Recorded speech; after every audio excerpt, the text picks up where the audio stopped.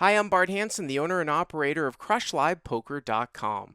The following hand comes from our call-in show that we record at 4:45 p.m. Pacific Time every Monday. If you want to call in your hand, check out the phone number in the description.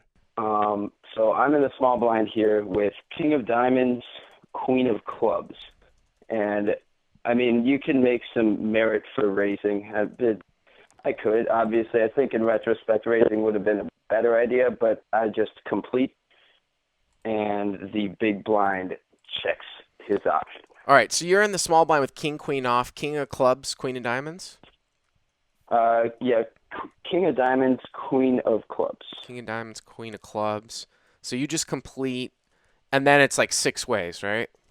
Yeah, six Okay. ways to a flop. Okay. I mean, I don't hate Uh, that. I mean, you could certainly raise and take it down.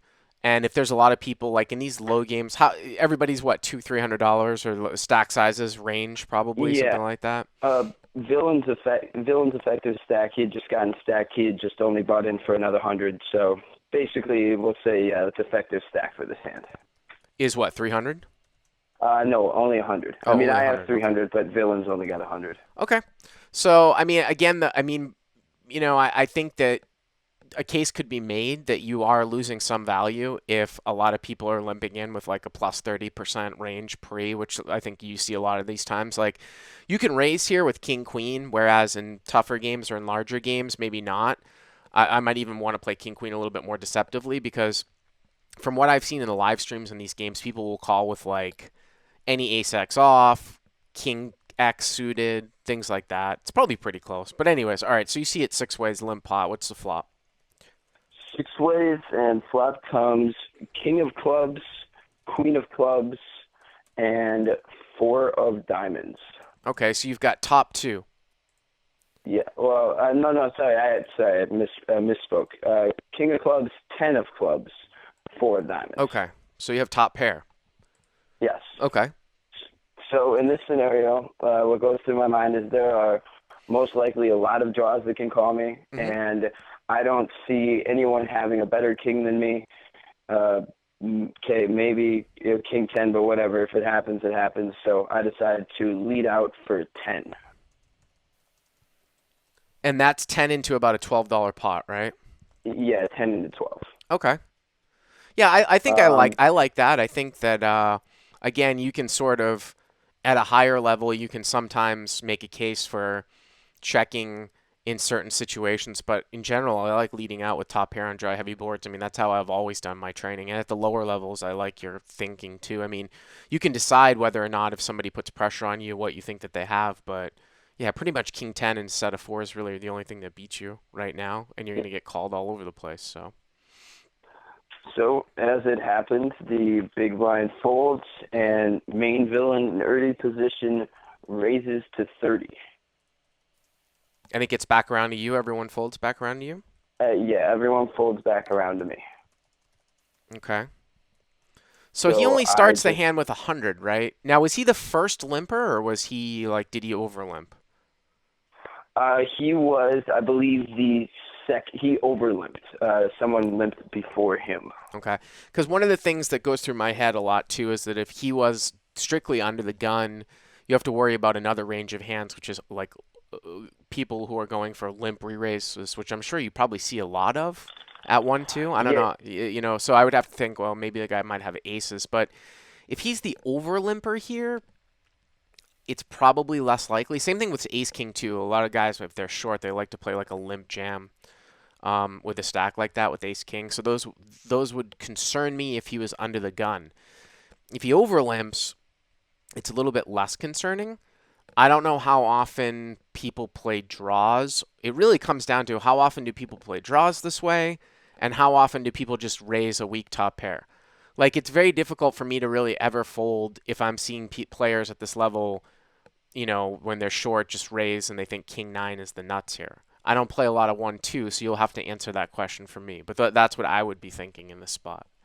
yeah. I mean, if I had to define what I would, when he did it originally, see, the problem I have is I have the Queen of Clubs here.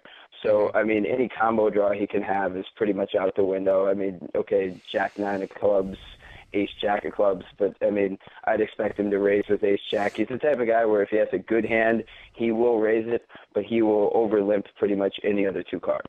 So that's basically where I put him. So at this I mean, he point, could it have goes the through nut my flush head. draw too. I mean, if he Oh considers yeah, he that a could. combo draw. Um, I, yeah, I mean, you're losing to three combos of a set of fours. There's a lot of king tens out there if he overlimps king ten off.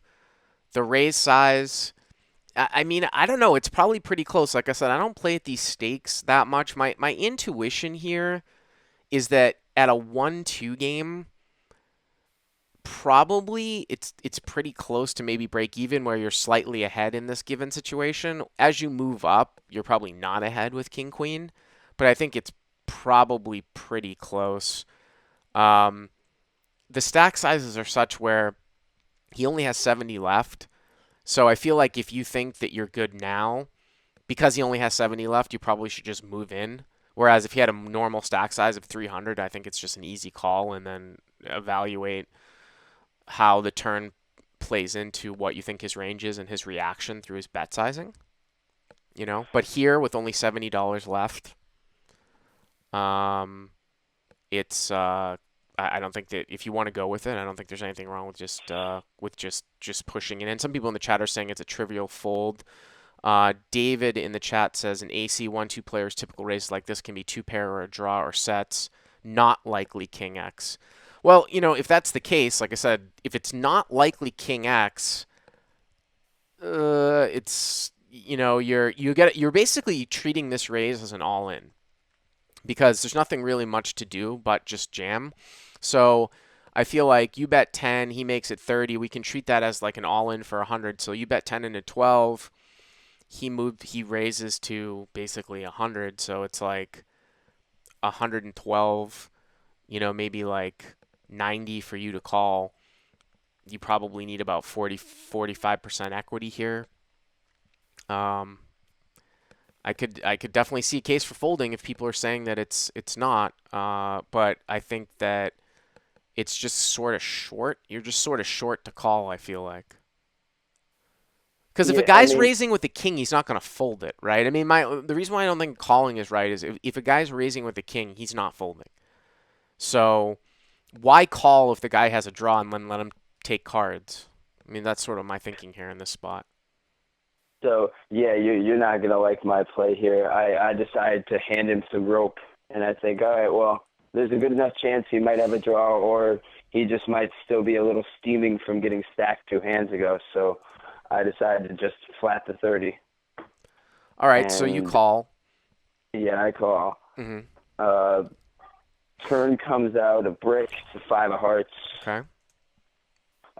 I check to him, and he almost insta checks back. Well, I think you have the best hand here 100% now. 100%. You So know? exactly what's going through my mind. Yeah. I think that there's a pretty good chance he's on a draw, club draw, maybe queen jack type of draw. Even though I do kind of block that too. Mm-hmm. Uh, I figure there's at least 95% of the time I'm best here. So off to a river, and the river pairs the board. It is an offsuit 4. Well, And so the river isn't necessarily I mean, it's not the biggest brick in the deck because he could have 4x of clubs. It's possible. Um, I feel like in this spot though, the 10 plays as a kicker, and this is sort of consistent with. So this is the thing here. The question becomes, what do you do, like on the river, right? And I always, and again, it's probably a game dependent, situational dependent. My read is that you have the best hand. Now the question now is that besides, unless he ran into 4x, 4x of clubs. Now the question now is that what's the best way to extract money on the river? Is it to check to allow somebody to bluff, or is it to bet to try to get value from a king? My feeling in these spots usually is that there's more value in betting and getting called by a king than checking and having a draw blindly blast off a stack. Meaning that if he's missed, I don't think he's going to bluff that much. And it's a disaster if he has a king that will call at the end.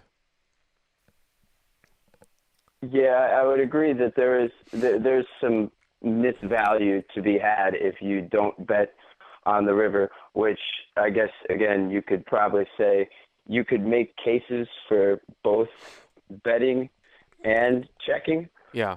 but again, as you would probably say, it's probably player dependent as well. Mm. So I decided to go with option B and decided to go with what my analysis on the turn was to try to hand him some rope. I do the same thing again. I check it on over to him, knowing that literally two hands earlier he bluffed off his stack with middle pair, bottom straight draw to a guy. And I Well, mean, in I a case mean, where yeah, I mean, if you're checking, then you just have to check call. If he bets, he basically just had, I mean, he's got a misdraw or he ran into 4x of clubs. So if you decide to check, you can't fold. You know what I mean? I just yeah, think that betting is probably better. But anyway, so you check. yeah, I check. He shoves. I take, maybe 10 seconds just going over everything in my head. Mm-hmm. Say, all right, see, my plan was to call. I call, and he tables king four offsuit. King four offsuit. Yeah. It's kind of a bizarre check back by him on the turn. I don't know why Yeah, he I would thought check back so. the turn. It's really, really I thought odd. so too. I mean, I thought that there's a slight chance that a player of his caliber might check back king 10 thinking he has the board crushed or something. But, I mean, king 4, I would have expected him to bet the turn again. I mean, if he bets the turn in that situation, just shoving, I think I have to fold. But, I mean, with him checking back the turn, he just kind of put me into this spot where I have to call. I can't fold. Well, I don't know. You gotta.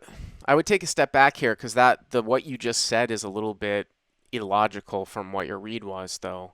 And this is Okay? kind of the key to being hand reading because you said that the reason why you called on the flop was because you wanted to, instead of shoving, is because you wanted to give him he wanted to give him some rope to hang himself with. So if that's how you feel about the hand, how can you ever fold on the turn if he shoves on a brick? Well, yeah, it's, I agree. What I probably just said was not the smartest thing. All right. Well, live and learn. All right. Yeah, Thanks for the right. call, man. Thanks for it. Hey guys, if you like what you've seen here, please click on the subscribe button and you'll get notified every time we put up a new video. And if you want to check out crushlivepoker.com for the first month free, use the code YTA100. Click on the link right there.